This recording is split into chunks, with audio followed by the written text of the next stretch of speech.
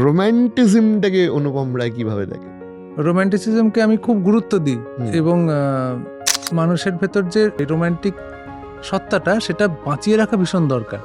তার একটাই কারণ হচ্ছে মিউজিক অ্যারেঞ্জমেন্টের ক্ষেত্রে তোমার ফিলোসফিটা কি?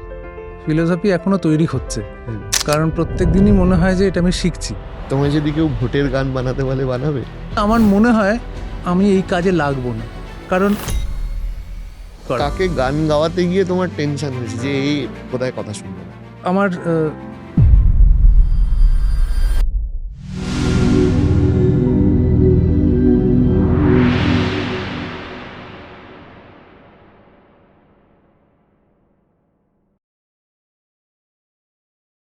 এই যে ভালোবাসার প্রস্তাব, প্রেমের প্রস্তাব, আমি বলছি রোম্যান্টিজমটাকে অনুপম রায় কিভাবে দেখে? রোম্যান্টিসিজমকে আমি খুব গুরুত্ব দিই এবং মানুষের ভেতর যে কি বলবো এই রোম্যান্টিক সত্তাটা সেটা বাঁচিয়ে রাখা ভীষণ দরকার। তার একটাই কারণ হচ্ছে আমাদের সমাজটা এমন, আমাদের বেঁচে থাকাটা এমন এবং দিন দিন আরো কঠিন হয়ে যাচ্ছে যে সবাই চায় যে সেটা মরে যাক এবং একটা মেকানিক্যাল একটা জীবন মানুষ যাপন করুক। কিন্তু ছোট ছোট আনন্দ, ছোট ছোট ভালো লাগা, রোম্যান্টিক ব্যাপার মানে যে সব শুধু যে প্রেম তো সেটা নয়, প্রেম তো প্রকৃতির বুকে দাঁড়িয়েও মানুষ রোম্যান্টিক হতে পারে, একটা মেজাজ আর কি। সেই মেজাজটা যেন মানুষ ধরে রাখতে পারে এবং তার জন্য আমরা যথেষ্ট উপাদান দেওয়ার চেষ্টা করি আর কি, যে আমরা যারা ক্রিয়েটিভ ফিল্ডে আছি, গান হোক, কবিতা হোক, মানুষের মনটা যাতে রোম্যান্টিক হচ্ছে যে একটা বিশেষ মন আর কি, সেই মনটাকে বাঁচিয়ে। হ্যাঁ, মিউজিশিয়ানরা একজন রোম্যান্টিক মনের সব থেকে বড় সঙ্গী। হ্যাঁ, একটা গিটারের মেলোডি বেজে উঠলেই আর কি মনটা বয়স কমে যায়, একটা রোম্যান্টিকতা জেগে ওঠে। প্রশ্ন করবো? হ্যাঁ, কর। তোমায় যদি কেউ ভোটের গান বানাতে বলে বানাবে? Why not? প্রথম প্রশ্ন হচ্ছে যে চেষ্টা করাই যেতে পারে। সমস্যা হচ্ছে যে এটা তো পার্টির হয়ে কাজ করতে হবে তখন আর কি। সেটা একটা মূল সমস্যার জায়গা, যে ভয় লেগে যাবে যে আমার ছাপ পড়ে গেল কিনা কোনো পার্টি। কারণ এই সব কাজের সঙ্গে অ্যাসোসিয়েটেড হয়ে গেলেই না গায়ে কাদা না লাগিয়ে বেরোনোটা খুব মুশকিল আছে, যার ফলে কিন্তু এটা চ্যালেঞ্জও বটে। আমি এক ধরনের, যখন আমি একটি এটা তো বিজ্ঞাপনের কাজের মতন অনেকটা, এবার আমার দায় আছে আর কি, যে যাতে আমি ভালোভাবে বানাতে পারি। সেটাও মাঝে মাঝে ভাবায় যে তুমি প্রশ্ন করলে বলে ভাবছি আর কি, যে সেটারে কোনো ক্রিয়েটিভ ইম্প্যাক্ট আমি করতে পারি কিনা। কিন্তু আমার মনে হয় আমি এই কাজে লাগবো না, কারণ আমাদের ভোটটা যেভাবে হয় এবং আমাদের যাদের টার্গেট অডিয়েন্স, যেটাকে বলি আমরা টার্গেট ভোটার, আমার গান বোধহয় সেখানে অবধি পৌঁছাবে না। আমার গানে একটু অ্যাকোস্টিক গিটার বাজবে, একটু সহজ কথা একটু কাব্যি করে বলা হবে, সেটা ঠিক সাধারণ মানুষের কথা নয়। আমার কোনো প্রয়োজনীয়তা নেই এখানে। না, সাধারণ মানুষের নিশ্চয়ই কথা, নাহলে এত মানুষ তোমাকে অ্যাকসেপ্ট করে কেন? আমি জোকস অ্যাবাউট, আমি এই জায়গায় আসছি। সেটা হচ্ছে যে ধরো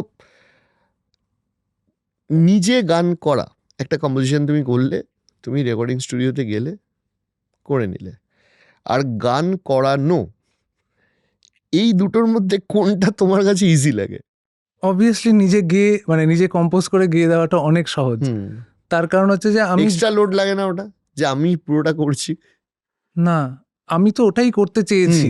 এবার আমাকে ভাগ্য বানিয়ে দিয়েছে মিউজিক ডিরেক্টর, যার ফলে হয়েছে যে আমার ছবিতে গান তৈরি করতে হয় এবং অবভিয়াসলি ছবিতে আরো অনেক সঙ্গীত শিল্পীরা কাজ করছেন, তাদের ভয়েস প্রয়োজন হচ্ছে, তাই জন্য তারা ছবিতে কাজ করছে।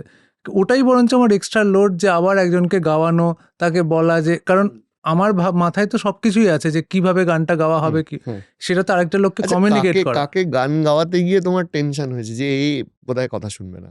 আমার সোনু নিগমের সঙ্গে কাজ করতে গিয়ে মনে হয়েছিল যে সোনু নিগম কথা নাও শুনতে পারেন আর কি। সেটা মনে হয়েছে।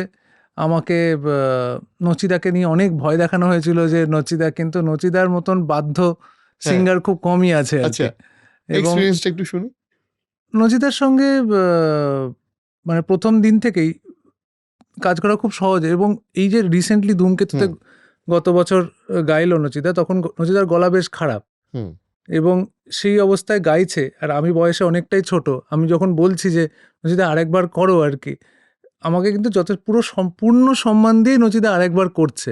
এবং যেটা শিক্ষণীয় হচ্ছে যে ওইরকম ভাঙা, ওইরকম মানে গলার বিশ্রী অবস্থা থেকে ওইরকম আউটপুট কি করে বার করছে মানুষটা, সেটা কিন্তু শিক্ষণীয়। এবং কি বলবো, ওই যেগুলো জুজু দেখানো আর কি, ভয়, তুমি যে ভয়ের গল্পগুলো বলছো সেগুলো অ্যাকচুয়ালি অতটা সত্যি হয় না। কারণ সিঙ্গারদের মধ্যে, প্লেব্যাক সিঙ্গার বা যে কোনো পারফরমারদের মধ্যে একটা ভেতরে অদ্ভুত খিদে থাকে, অদ্ভুত তাগিদ আছে। তুমি নাম করো যে কোনো আর্টিস্টের মধ্যে, এবং তারা স্টুডিওতে এসে তাদের বেস্টটা দেওয়ার চেষ্টা করে, যার ফলে কারণ সেটা তারও কেরিয়ারের সাথে যুক্ত। তার কেরিয়ার, তার একটা দায়বদ্ধতা আছে, দেখেছি আমি, তার একটা অদ্ভুত প্যাশন আছে। এবার যে মানুষটার প্যাশন নেই, যে ভালোবাসে না এই কাজটা করতে, সে থাকে না বেশি দিন এই ফিল্ডে। সেটা করতেই পারবে না তো, যে ভালো করতে না আসলে কেউ আসবেও না মিউজিকে, আমার মনে হয়। হ্যাঁ, আসে, কিন্তু ওই সাস্টেন করা যায় না আর কি, কারণ সেই খিদেটা তো নেই তার মধ্যে। কিন্তু যারা সাস্টেন করে, যারা দীর্ঘদিন ধরে এখনো যাদের নাম উচ্চারিত হচ্ছে, জানবে প্রত্যেকটা মানুষের মধ্যে অদ্ভুত খিদে আছে। আমি এই জায়গাতেই আসছি যে আমি তো তোমার টাফেস্ট জিজ্ঞেস করলাম, আর ইজিয়েস্টটাকে, তুমি তো, তোমার কাছে ইজিয়েস্ট অনুপম রায়, আর ইজিয়েস্ট রূপম দা ইজিয়েস্ট বলতে পারো, কারণ আমরা দীর্ঘদিন বহু কাজ করেছি। রূপম দার মানে যেভাবে তোমার ফার্স্ট অটোগ্রাফও তো অটোগ্রাফে গিয়েছিল, হ্যাঁ, কিন্তু সেই সময় আমি তো ব্যাঙ্গালোরে থাকতাম, আমি প্লেব্যাকটা করাতে পারিনি। আচ্ছা, আমার হয়তো সেই যোগ্যতাও ছিল না সেই সময়, ফোনে কথা হয়েছিল শুধু। পরবর্তীতে কাজ করেছিলাম, এবং রূপমদা পুরো তৈরি হয়ে আসে, যে গান পুরো তোলা থাকে আগে থেকে, এবং আচ্ছা, যেহেতু নিজেও লেখে, তার ফলে আরো সুবিধা আর কি, যে ও বুঝতেও পারে যে আমি কিভাবে লিখছি, কেন লিখছি, এবং খুব সহজেই কাজ হয়। আমি এখানে আর একটা জিনিস জানবো, যে ধরো মিউজিকের ক্ষেত্রে একটা খুব ইম্পর্টেন্ট মিউজিক অ্যারেঞ্জমেন্ট যখনই হয়, মিউজিক অ্যারেঞ্জমেন্টের ক্ষেত্রে তোমার ফিলোসফিটা কি? ফিলোসফি এখনো তৈরি হচ্ছে, কারণ প্রত্যেক দিনই মনে হয় যে এটা আমি শিখছি। আমি যখন শুরু করেছিলাম, আমি শুধু গানটা লিখতে জানতাম, সুর করতে জানতাম, কিন্তু এটাকে কিভাবে মানুষের প্লেটে সাজিয়ে দিতে হয় এটা নিয়ে খুব একটা ধারণা ছিল না। ব্যাকিং কিভাবে হয়, আমি কর্ড বানাতে জানতাম গানের, যে এই সুর লাগলে তার পেছনে ব্যাকিং কর্ডটা কি হবে, কিন্তু একটা কর্ড দিয়ে তো হচ্ছে না, তার পেছনে আরেকটা লেয়ার লাগছে, তার পেছনে আরেকটা লেয়ার লাগছে, যখন মুভ করছে হারমোনি কিভাবে মুভ করছে, এগুলো সম্বন্ধে খুব একটা ধারণা ছিল না। সেগুলো কাজ করতে করতে করতে করতে শেখা, এবং বলা যেতে পারে এখনো শিখছি। অ্যারেঞ্জমেন্টের ধরন খুব পাল্টায়, মানে সায়েন্সটা একই থাকে, কিন্তু আগে যেটা বাঙালির ব্রেড অ্যান্ড বাটার ছিল, সেটা 10 বছর বাদে অন্য হয়ে, মানে আমি ধরে যদি বলি আর কি, যে আজ থেকে 60 বছর আগে বা 50 বছর আগে হারমোনিয়াম, তবলা ছিল বাঙালির বেস, মানে গান মানে এই দুটো ইনস্ট্রুমেন্ট বাজে।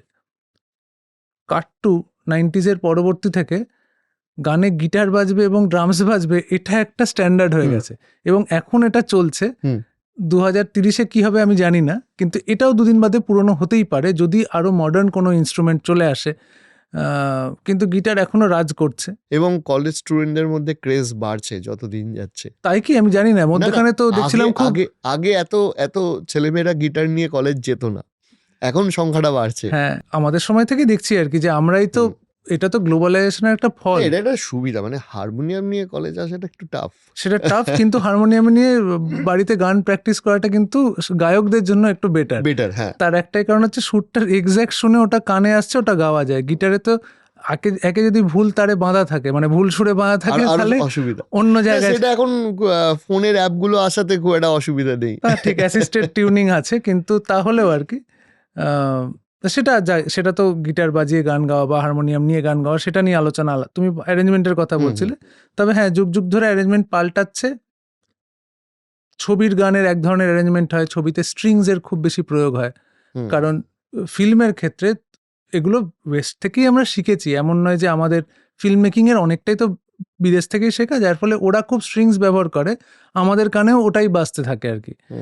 এবার যখন নন ফিল্ম গান হয়, যখন ছবির জন্য নয়, তখন কিন্তু স্ট্রিংস বাদ দিয়েও গান তৈরি করা যায় এখানে, মানে অ্যারেঞ্জমেন্টের কথা ভাবা যায়, কিন্তু ফিল্মের ক্ষেত্রে ভীষণ ক্রিটিক্যাল হয়। কারণটা কি যে ফিল্মের ক্ষেত্রে স্ট্রিং এর বেশি ইউজ হয়? এটা মূলত ভিজুয়ালি অ্যাপিলিং লাগে, বুকের ভেতরে একটা অদ্ভুত অনুভূতি হয়, গ্র্যান্ড হয়, ম্যাজেস্টিক হয়, আচ্ছা, লার্জার দেন লাইফ একটা অনুভূতি বা দেয়। এরকম কি ম্যাটার আছে যে ধরো তোমার গানের যে প্রিলিউড বা ইন্টারলিউডের যে পার্টটা আছে, ওই পার্টটা হয়তো ফিল্মের কোনো হুক জায়গাতে বারবার বিজিএম হিসাবে বাজানো হচ্ছে, সেটা একটা আলাদা ব্যাপার, কিন্তু তার সাথে স্ট্রিংস এর কোনো string এর যোগ, কোনো সম্পর্ক নেই। আচ্ছা, স্ট্রিংস এর যোগ থাকে, ওটাই ওই লার্জার দেন লাইফ একটা ফিল দেওয়ার জন্য হুম।